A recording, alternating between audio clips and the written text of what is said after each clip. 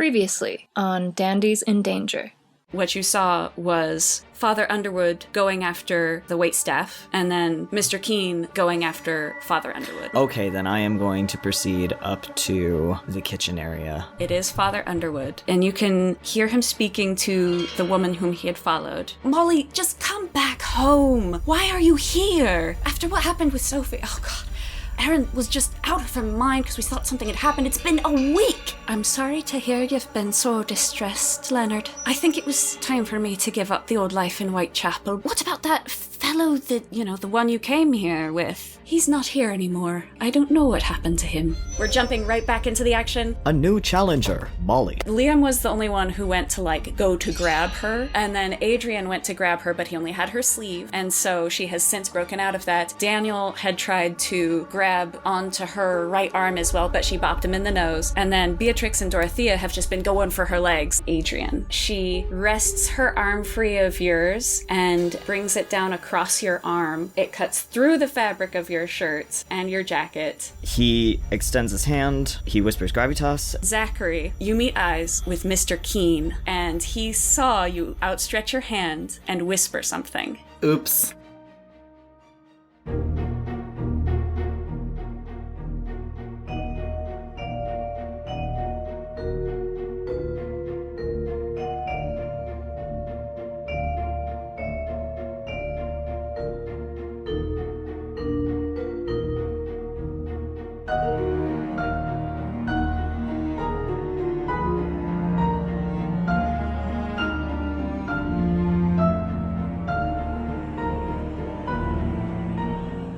Hi, my name is Eli. My pronouns are he, him, and I play the voice of Zachary Wilkos.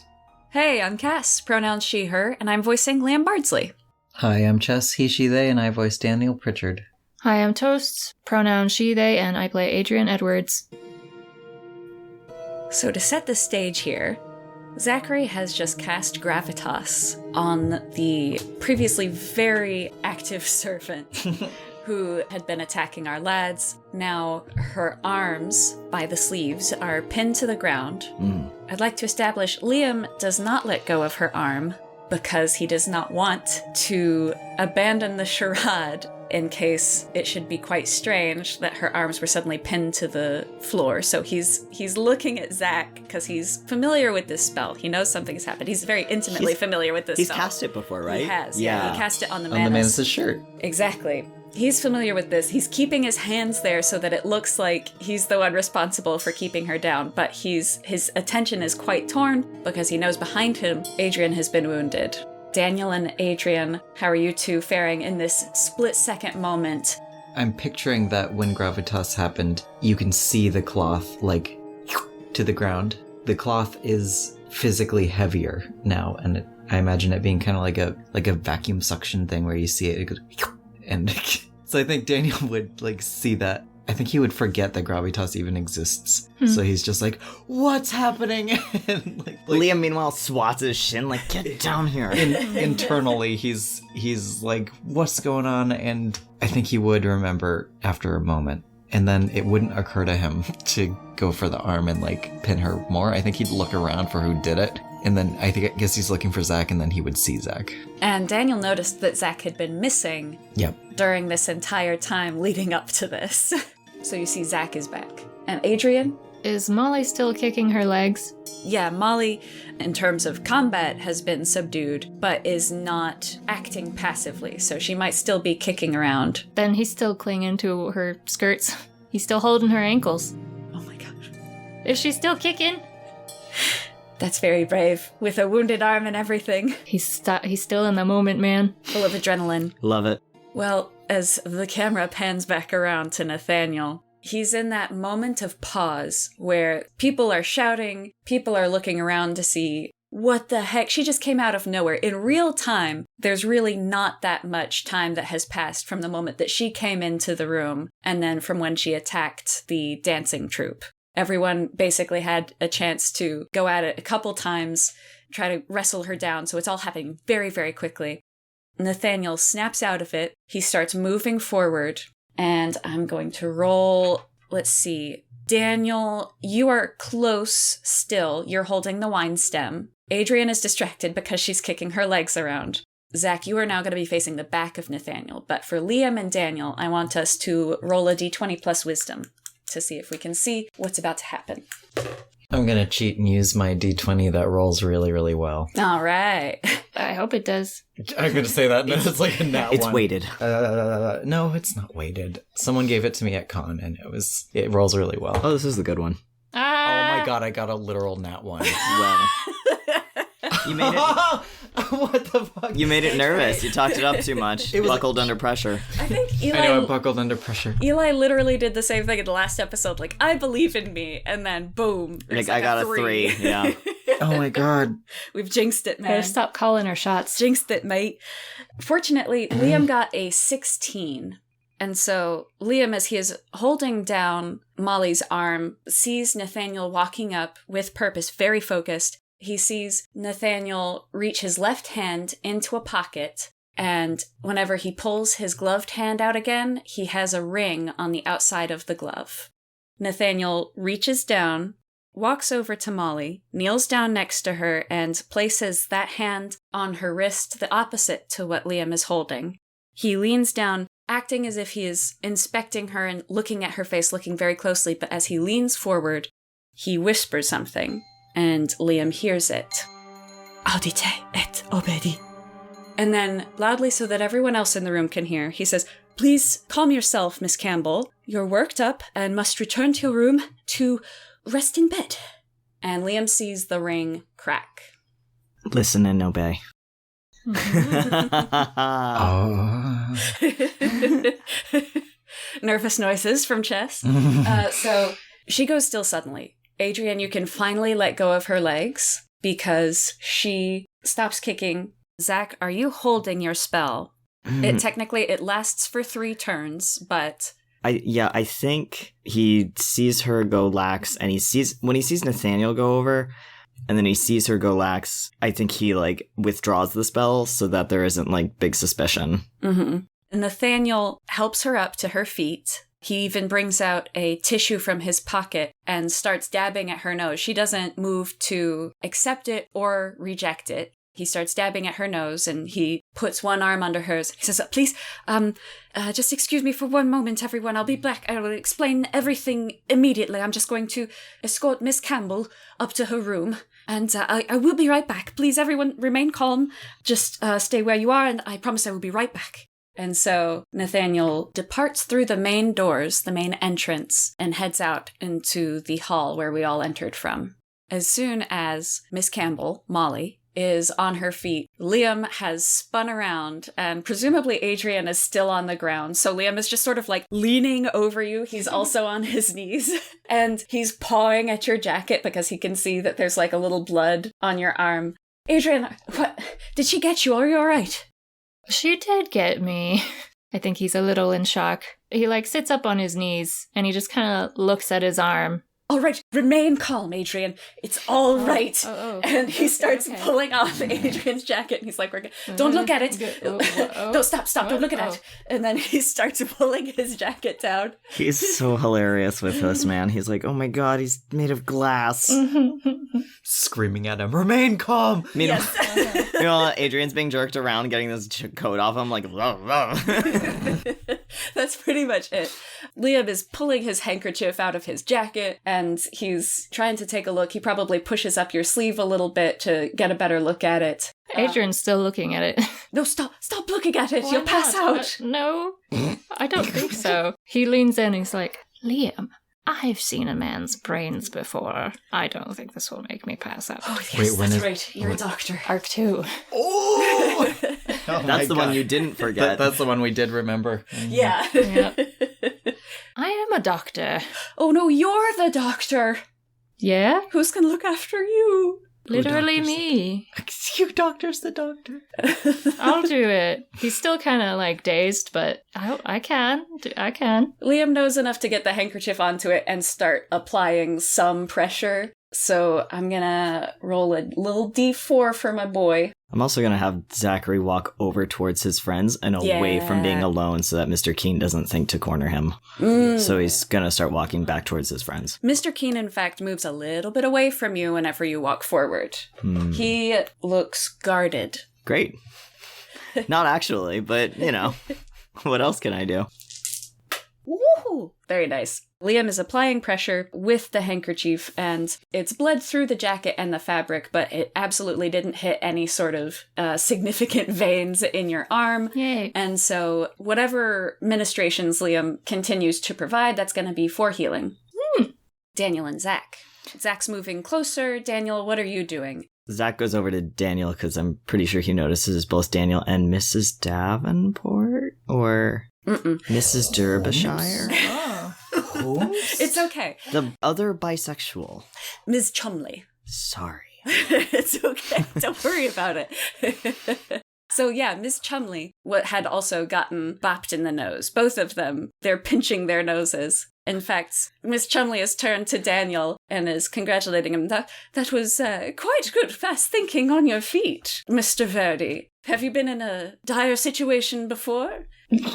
Not many gentlemen know how to leap into action like that. Well, it can be quite spicy traveling sometimes. Verdi, are you all right? Zachary, we're friends. You can call me Giuseppe. Right. Giuseppe.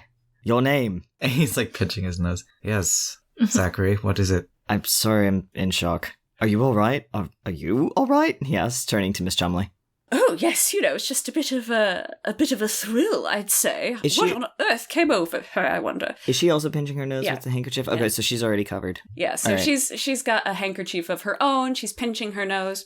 You both look like you were in quite the scrap. What on earth happened here? Dorothea chimes in at this point and she says, that the woman came in, we were just dancing. I don't know what came over her. She just came running. It seemed like out of nowhere. She was screaming at us.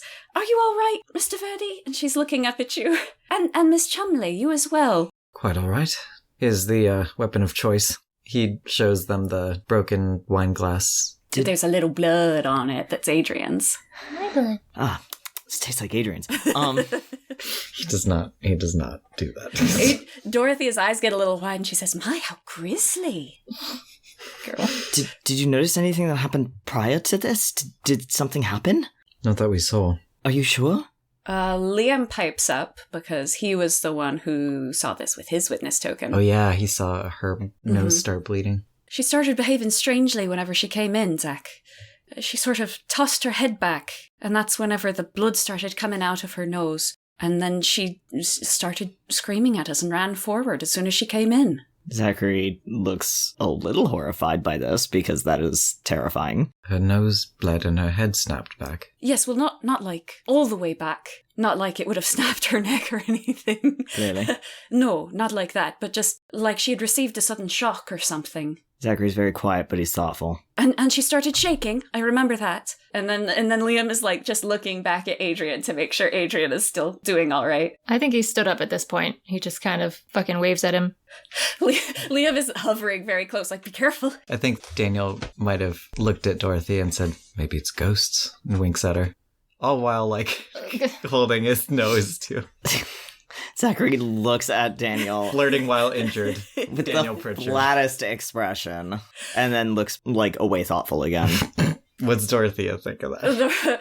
Dorothea rolls her eyes a little bit, but then she smiles and she says, well, I'll certainly have a lot to write about in my journal this evening. Plenty of fodder for the old creative mill, I suppose. And her body is kind of releasing a little bit of stress as you're looking at her. She's keeping a pretty brave face, but like every once in a while, she's like wringing her hands and she clasps them together on her cane so that she can plant the cane on the ground and keep her posture straight. Other people in the room have also been variously up in an uproar. Sylvester has poked his head back around the corner and re-entered the room as if he had never left. I see you. Virginia Colby and Edwin Flynn are talking in hushed tones close to each other. Whatever bickering might have been happening during the dance, kind of on a subliminal level between them, they are now, it seems like, closely knit, discussing the events that just happened. Nevin and Ida actually come over to make sure that Adrian and Liam are all right. Eleanor comes over. Everybody's just sort of milling around, talking, telling everyone, oh, here's what I saw. This is what it looked like from here. Are you okay, Mr. Edwards? Adrian feels kind of shy that he's got his jacket off and his one sleeve rolled up and everybody can see his really pale, skinny little arm. That's what he's concerned about right now. Not that he's hurt. He's feeling self-conscious. Now, Adrian, with any social situation, Adrian's only ever thinking about, like, how people are perceiving him and how he doesn't want to be perceived, it feels like. Mm-hmm. Speaking of perceiving, another pair of people that you notice their interactions are a little strange. Zachary, I think you would be especially keyed into this. Father Underwood looks fully distraught and seems very conflicted, like perhaps he had wanted to go after Molly Campbell whenever Nathaniel led her away. Mm-hmm. He's just wrecked and he's kind of trying to piece the story together from what everyone is saying, that she was the one that attacked them first. And he's getting worked up to a point that Colonel Gurney says, Father Underwood, why don't I take you up to the room to calm down a little bit, just to get your wits back together? I think you need a little bit of rest. This has obviously been quite a distressing event, so I will escort you up. And so Father Underwood allows himself to be led away by Colonel Gurney up to the room that, as a refresher, they are going to share in order that Rosamond could have a room. She is very distressed, by the way. Rosamond Osmond, she's sitting over on one of the chairs, and I will say Sylvester sort of sheepishly walks over to her and offers her a glass of wine that he hadn't finished, but she turns him away and he kind of nods sheepishly and scoots away again. Adrian asks Liam if he's okay. It finally occurs to him. He double checks on Liam. Oh, not a scratch, Adrian. Don't worry about me. All's well. Okay. I think Liam also checks in on Daniel and his busted nose. I think Daniel took 1 point of damage, is that right? Mm-hmm. Yeah. Oh, I'm fine. But Daniel sees Adrian, sees his arm rolled up and actually goes to him, I think. Very good. Do you need doctoring? I should ask the same of you. Liam has already ministered to me. Going to take him on as an apprentice soon. How are you feeling? I think I'm fine. Very well. Should be superficial, I hope. Can you move it? He rotates his arm around. Yeah, I think so. Fingers? Who is the doctor here? And he wiggles his fingers. Just making sure. Well, can you flare your nostrils? He flares them like a rabbit does. And some blood dribbles out. Excellent. He's not quite aware of it, though. You've got a little something. Oh. He takes his handkerchief and wipes it. All right, so Nathaniel eventually returns, and the whole room snaps their head around to look at him. He's got his hands crossed in front of him, and he walks in, he takes a deep breath, and he says, Everyone, on behalf of Lord Bush, I do offer my most sincere apologies for that outburst. I'm happy to say that Ms. Campbell has recovered somewhat and was able to tell me the truth of what had happened. If you all will indulge me by listening to the reason. Adrian speaks up and he says, well, before all that, is that woman all right? Yes, she is resting now, and she is well. I know the sight of her nose and the blood, it looked quite grisly, but fortunately, it seems that she is much recovered now, and quite exhausted from her exertions. So the rest of the staff and I will attend on you for the rest of the night, but she will rest for the evening. Thank you for inquiring. That's quite kind of you, sir. As it turns out, she told me that she has been taking a medicinal tea for her nerves, unbeknownst to myself or Lord Bush, and it would seem that the midwife had accidentally recommended her much too high of a dosage, probably an extra zero somewhere where there was not supposed to be one, and so it led to a small or not to say it was small, it led to a rather substantial nervous breakdown on her part. It had the opposite effect of what she was hoping for, which is why, of course, Lord Bush would recommend taking the medicinal waters of the hot spring instead of something so unpredictable as medicinal tea prescribed by midwives. The medicinal waters here are much more tried and true and have been proven to have very healthful benefits. And indeed, those of you who have been injured, I should double check to make sure no one is grievously injured, I hope. Adrian holds his arm up. Like, are you raising your hand? He just shows off Like, his little hit me. wrapped up bandage. I a little bit. I see, sir. Well, on behalf of Lord Bush, I will be sending you out later tomorrow with a complimentary tonic from the bathwater for you. And he turns to Daniel and Miss Chumley, who are holding their noses. And of course, for you as well, a complimentary tonic of the bathwater. And everyone here there has experienced great emotional distress during this scene. And I can understand that this would severely dampen the mood here at Holloway Manor. And so I hope it will go some small way to mending the affairs. Everyone will receive a full refund for their night here. And there's some murmuring amongst the people who are around who will be getting a full refund. The Quinns kind of shrug their shoulders. Sylvester looks especially relieved. They don't care about the money. Yeah. They don't care about the money. They just need bodies in this house. I will be preparing a tonic for Miss Campbell as well, of course. Does anyone have any questions for me or any other requests before we carry on with the evening? Well, I am a doctor. I could visit upon Miss Campbell if you like. Investigation. Party time. Party time. Good thinking. Party time. Nathaniel is going to say, oh, she's resting for now, and I think she'll be all right. I feel like it would be better for her just to get some sleep for the moment. Are you sure it wouldn't be beneficial to have some sort of doctor look in on her? I mean, that was a rather violent episode, and she was bleeding quite a bit. Mm-hmm. And this way you wouldn't have to call anyone in to your far, far away estate. I love what you're doing. 2 points of note. Mr. Keene knows Mr. Edwards. Oh, yeah.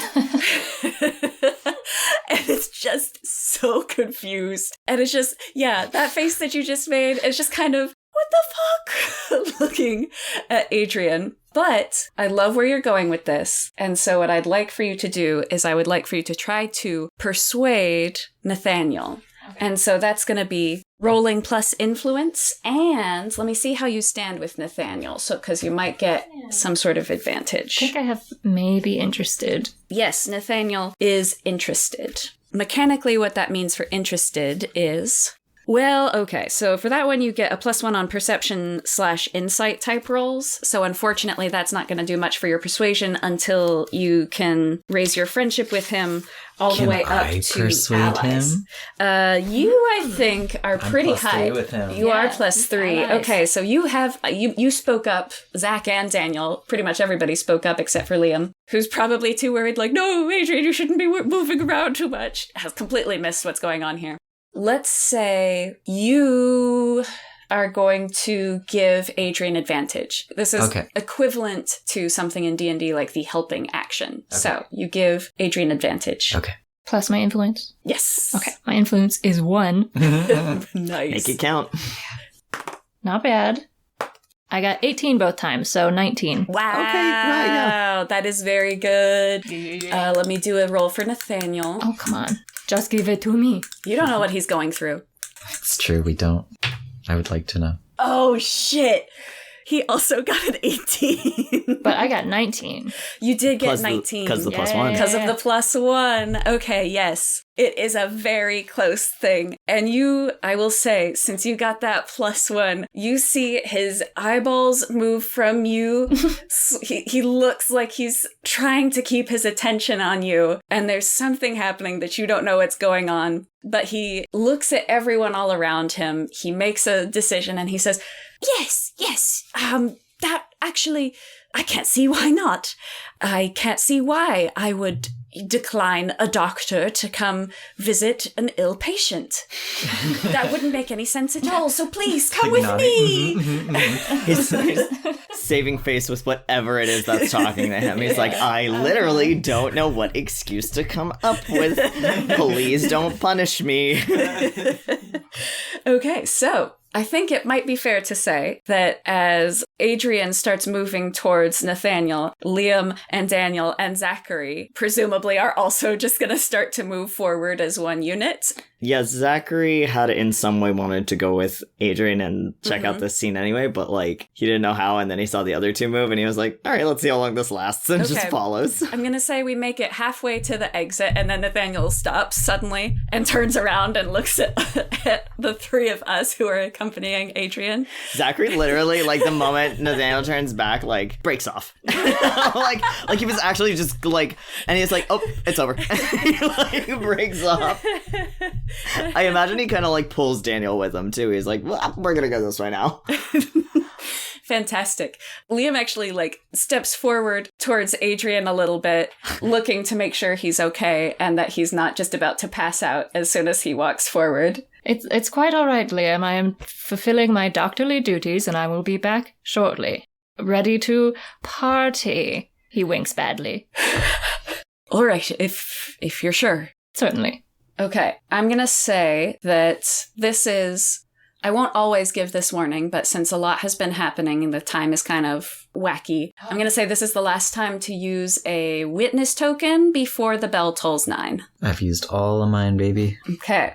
Zach, I think I used up all of yours. I used Liam's. Can I use 2 and super see things? I still have 2 left. You can only use 1. Using one already supersedes things. I know, but it's double super.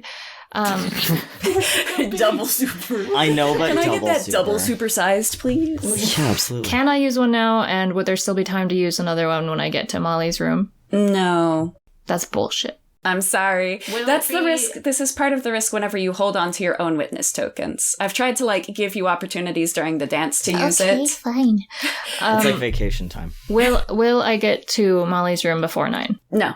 Fuck, okay. But you can decide, I'll let you decide if you want to use it before you leave the room or if you want to use it like going upstairs. I think I will use it as we're going upstairs so I can really like peer at Nathaniel as we're walking. Okay.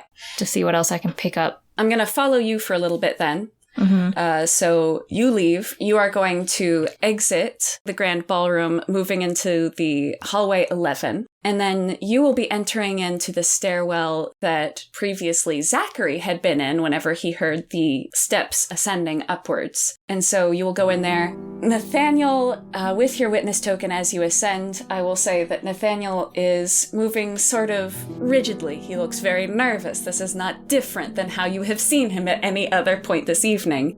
I will say, since you are using a witness token on this, in addition to whatever you're perceiving with Nathaniel, I'm going to say that the staircase is incredibly echoing, very resonant, and so it makes the situation a little bit extra awkward as you're walking up, because your steps are echoing in the silence as you ascend this staircase. I realize it was quite a distressing situation, but I do hope you won't turn that woman away as one of your waitstaff.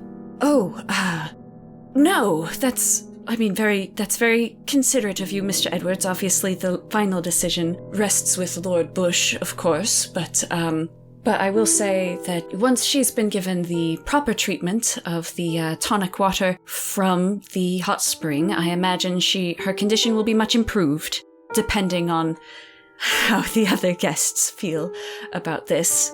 That's a matter that I certainly have no control over at the moment. It depends on whether or not anyone is going to be, and he kind of looks at you in your arm, pressing charges. He blinks at him and shakes his head. Not me. Oh, I see. Well, then the case may be that Ms. Campbell does get to stay on here after she's recovered. Might I ask you a personal question? Certainly. May I ask if you're receiving any treatment with your rather, and I mean no offense by this, I am merely a doctor, your rather nervous disposition? He starts to laugh under his breath a little bit. This is Health Spring. Mr. Dr. Edwards? Whichever. I see. I'm not on duty, technically. I suppose. After all, I suppose you're not much one for titles, are you, Lord Fartington? No. I like to keep it cool and casual. I didn't know the names were going onto places for the table. Nathaniel sort of smiles and he says, "It's all right. Everyone can use a bit of levity sometimes. I'm sure in your position you have much need for a little bit of levity. I'm much the same. I suppose there's moments of joy where you choose to look for them. So I'm all right. Really, I am." So as you are ascending the stairs, you reach the point where you assume that this is the landing to the second floor, but you are continuing on up to the third floor. You see up ahead of you on the next landing that there is actually a stanchion that is blocking off the path up to the third floor. Nathaniel picks up one leg of it and moves it to the side so that you can pass through, and now you are continuing on your way to the third floor. Adrian says it must be a lot of responsibility to run a whole household on your own. Oh, you could, I suppose every job has its responsibilities, of course. I'm not doing anything nearly as important as doctoring. So I suppose comparatively it must seem quite simple. I wouldn't say that. This is literally an enormous house with very few staff. I wouldn't consider this simple in the slightest. Well, I can tell that you are a very considerate gentleman, Dr. Edwards, and your concern for Miss Campbell is further proof of that, I think. I do appreciate it. It can be a bit much sometimes, but yes, like I said before, this isn't our entire staff. The rest of them just were not able to make it this evening. Oh, right. Yes. Do you want to... You're using your witness token, so is there anything in particular that you would like to perceive about him? I guess to see if he's looking around. Also, if I can hear anything as we're going up the stairwell. If I can hear anything coming from the rest of the house. Just to see if he's reacting to anything else. Awesome. Okay, so the echoing follows you up the stairs. Nathaniel is just about as tense and evasive as ever, but he does seem to have a liking for you. I'll go ahead and since you've been asking him questions and being very friendly towards him, I'm going to boost you up on the next level of influence with Nathaniel. But even with your kind of guaranteed nat 20 on this perception, mostly what you can see is that he's very stressed. He's very nervous about how you're going to react once you get upstairs. He's kind of dragging his feet a little bit, but can't think of any other reason not to bring you there. And what you do hear from the rest of the house is that when the bell chimes 9, that same song that you heard before, coming from the very ground floor, you can hear it resonating up the staircase. And it is quite loud, kind of surprisingly loud for you now being on the third floor of this manor, but you can still hear it quite clearly. The acoustics in this place are very impressive, Mr. King. He flinches. Oh, sorry, I hope it won't disturb you overnight. It's quite all right. I am just commenting. You don't need to worry yourself. Oh, yes. Yes. Sir. Anyway. He doesn't press. He doesn't push. So as you come up to the third floor, you glance very briefly to your left. On this landing, there is a decorative suit of armor, as well as the stairs which continue on further upwards, presumably to some sort of attic. You don't have very long to look at this, however, because Nathaniel opens the door to this landing and brings you out to what will be hallway 36 here. Is there a ghost in the armor? You do not see a ghost in the armor, even with your Fergus feather. Okay. And so, as you step out, Nathaniel leads you to the sort of T intersection here. And at the T, he turns towards the east side of the house. And as you're walking along, you happen to glance out of the corner of your eye over on the west side. In a flash of lightning, you see that there's a white taxidermy hound here underneath the west-facing window of this hallway. It is illuminated starkly, and it almost looks like it moved for a moment, but it's just the lightning. It was just a trick of the shadow and the light as you turn and you see that. Nathaniel, meanwhile, proceeds onward into the room. I want to say that makes Adrian jump, and maybe he grabs Nathaniel's coat. Do you take a fright? Not a fright, he just startles a little bit. And he's so used to grabbing Liam when they're walking places. Then he grabs Nathaniel, and Nathaniel jumps too and is like, ah! Yes. Nathaniel takes a fright.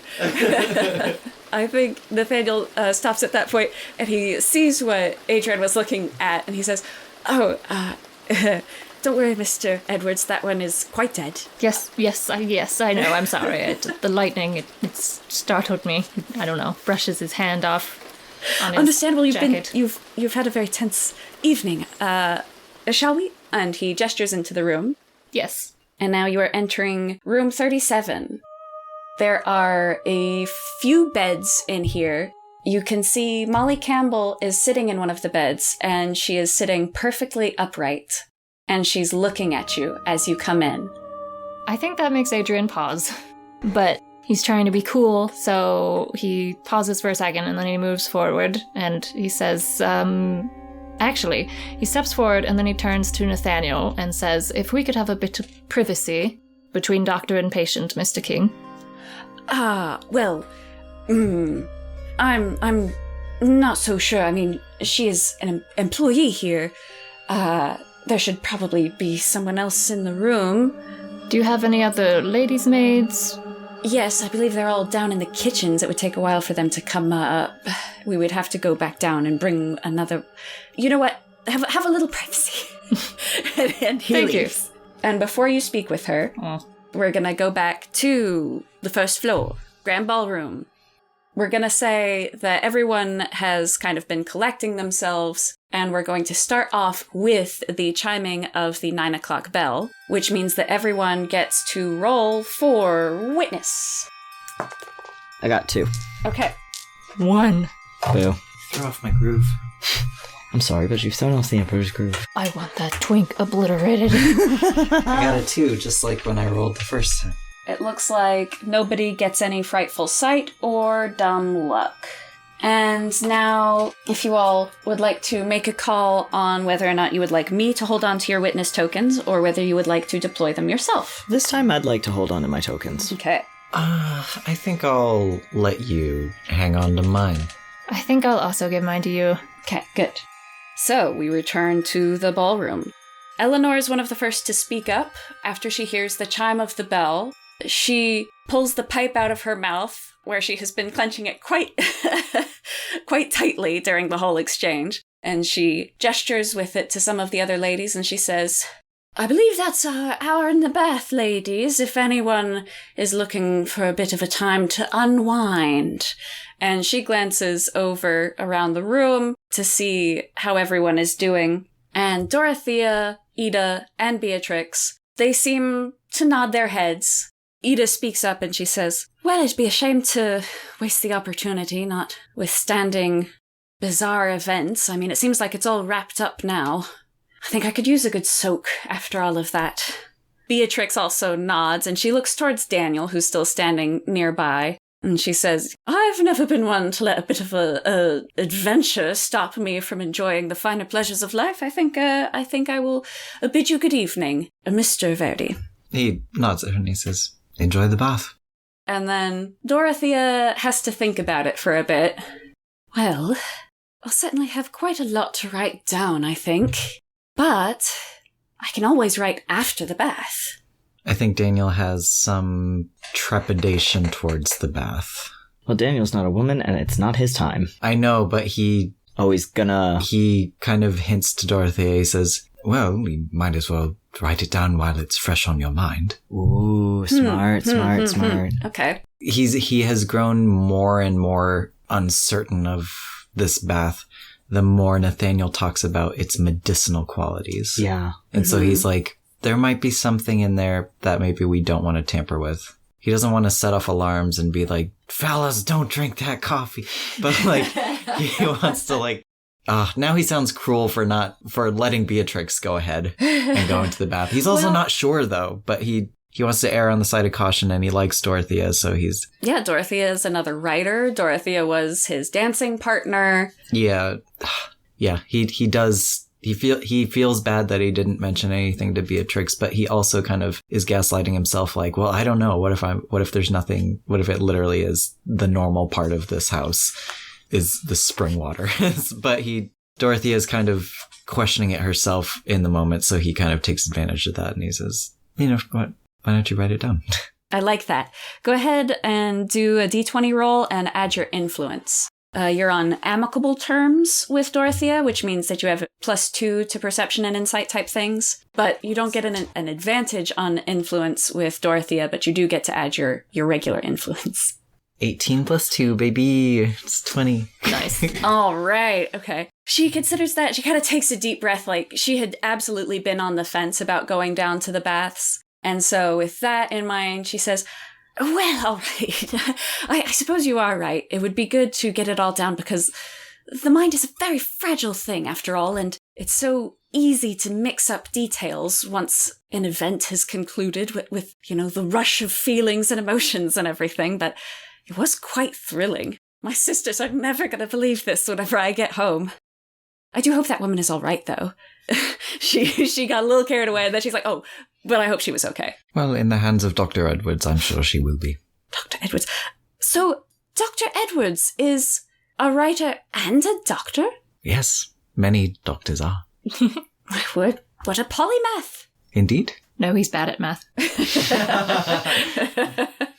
All right, so, well, I believe my room here is here on this first floor, so I suppose I will bid you good evening, Mr. Verdi, and I suppose I will see you on the morn.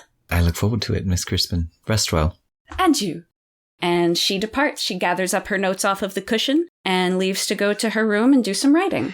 Zachary, once sort of everybody else has left, has Liam wandered over towards him and Daniel again? Yes. Okay. Once, everybody else has kind of like wandered off, he says very quietly, we need to talk.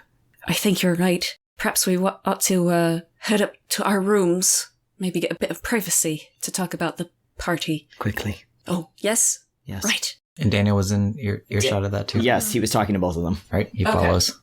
Your rooms are going to be up on the second floor. From what you saw on the listing on the credenza, Zachary, you are going to be in the amethyst room. Daniel, you are in the rose room. And Liam is in the garnet room. As we are departing this room, I'm going to give Liam one of his witness, but he's going to see it and he's not going to say anything yet until they get into the privacy of their own rooms. Okay. And so I will reveal that later. As you depart from the hall, Zachary, you've been in the stairwell, so you have an idea that that's how you get up to the second floor, because the grand staircase ends here on the first floor. That's as high as it goes. So you can lead everybody towards the second floor stairwell. He does, yeah. He's taken the lead and he's gone up to where their rooms are. I'm pretty sure he's leading them towards his room. He can at the very least lead them to the stairwell, because as you enter the stairwell, you walk inside and you hear a sharp, resonant banging. That's not good. Banging, like, all around, like they can't get a direction on where it is, or is it more echoes. up or more down? Let's have all of us roll a perception. Okay. Adrian will also be able to hear this. You can roll from where you are. It's the good acoustics. Let's say that, Adrian, this is happening as you are walking over to Ms. Campbell. What'd you roll? A 1. What is up with me today? With a 1, please take 1 fright, because this because this was sharp and sudden and came out of nowhere. Oh, man. You got 2 1s. That's an 11. I got an 11. All together with your wisdom?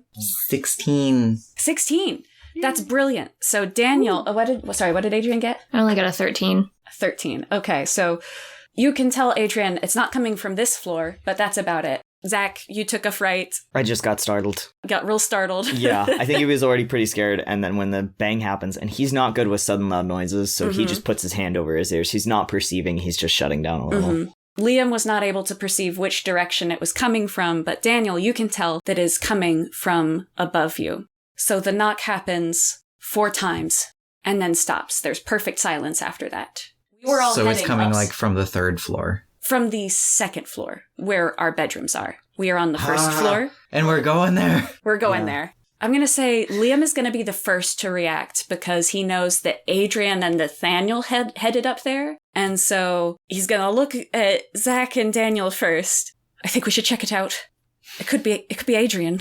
Oh, shit. What if they've taken him away? Does Liam start, like, running up the stairs? He's going to start taking the stairs 2 at a time. He's like, God. Okay. Man, they've locked up my boy. Daniel sighs and he follows him. Liam, he follows after him. So you get all the way up to the 2nd floor landing, and you don't see anyone here. But you do see, on the wall, at about head level, are 4 distinct green stains on this freshly painted white wall. And they spread out, sort of like a splinter, emerald green. 4 stains, 4 knocks. 4 stains, 4 knocks, 4 lads.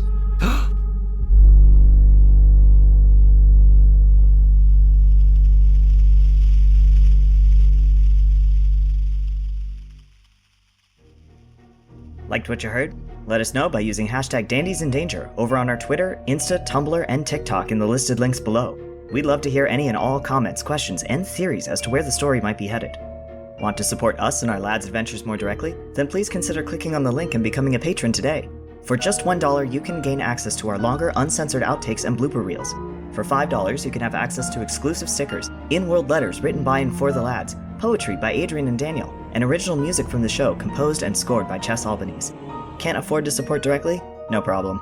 Podcasts survive by word of mouth, so if you like what you heard, tell your friends, family, and local graveyard ghosts all about these exciting tales. Thank you, and we'll see you next time. Dandies in Danger is written and voiced by Elijah Bergateres as Zachary Wilkos. Cast as Liam Bardsley, Chess Albanese as Daniel Pritchard, and Toast as Adrian Edwards. It is edited by Toast. Original score and music composed by Chess Albanese. It is produced by Dandies team, and made possible by listeners like you.